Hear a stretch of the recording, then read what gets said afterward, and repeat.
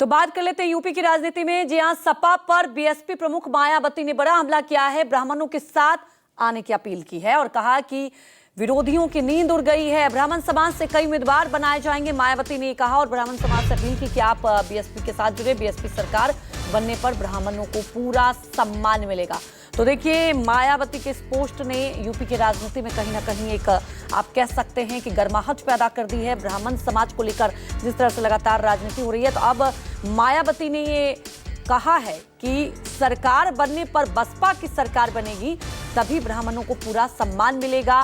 सपा पर उन्होंने तंज भी कसा है। मायावती ने बड़ा हमला बोला है सपा पर कि ब्राह्मणों के साथ आने की अपील से सपा की नींद उड़ गई है। वहीं हमारे सहयोगी लखनऊ से अशोक तिवारी लाइव जुड़ चुके हैं। अशोक, देखिए, इस बार अगर विधानसभा चुनाव की बात करें, उत्तर प्रदेश में ब्राह्मण समाज पर सबकी नजर रहेगी। सपा अलग भुनाने की कोशिश कर रही है, हम लोग देख ही रहे हैं, लेकिन अब मायावती ने ये जो पोस्ट किया है, आपको क्या लगता है कि कितनी इसमें रणनीति, और सबसे बड़ी बात है, क्या कुछ समीकरण बनेंगे आने वाले वक्त के लिए?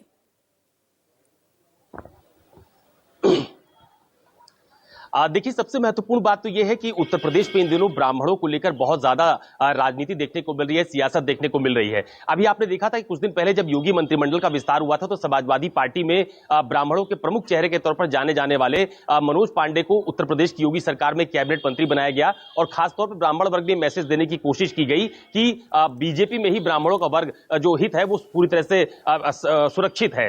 लेकिन मायावती ने जो आज अपने सोशल मीडिया अकाउंट पर लिखा है, वो उसकी टाइमिंग बहुत जबरदस्त है कि एक तरफ समाजवादी पार्टी उत्तर प्रदेश में पीडीए के समीकरण को आगे बढ़ाती हुई नजर आ रही है, जहां पर वो बार बार पिछड़ा, दलित, अल्पसंख्यक, ए से अगड़ा, मतलब अलग अलग परिभाषा वो पीडीए की समय समय पर देती रहती है। ठीक उसी बीच में मायावती का सोशल मीडिया अकाउंट पर यह लिखना कि उत्तर प्रदेश में जो अपर कास्ट है, उसमें भी खासतौर पर जो ब्राह्मण है, उसको विधानसभा चुनाव 2027 में प्रॉपर भागीदारी देने की दिशा में, या यूं कहें कि उनको उम्मीदवार बनाने की दिशा में बहुजन समाज पार्टी लगातार काम कर रही है। तो एक मैसेज दिया जा रहा है उत्तर प्रदेश में, खासतौर पर ब्राह्मणों की एक बड़ी आबादी के बीच, कि 2007 में जब बहुजन समाज पार्टी की सरकार थी, तो उस वक्त भी मायावती ने यह लिखा है अपने अकाउंट में कि उस वक्त भी ब्राह्मणों को प्रॉपर मान सम्मान दिया गया, उनको आदर दिया गया और उनकी भागीदारी भी सरकार के भीतर सुनिश्चित की गई थी। और यह भी दावा मायावती की तरफ से किया जा रहा है कि अगर आने वाले समय में उत्तर प्रदेश में बसपा की सरकार बनती है, तो उनको उतना ही आदर, सम्मान और भागीदारी दोबारा दी जाएगी। एक बड़ा दावा मायावती ने इस बात का भी किया है। अशोक, एक बड़ा दावा किया है कि अगर बसपा की सरकार बनती है तो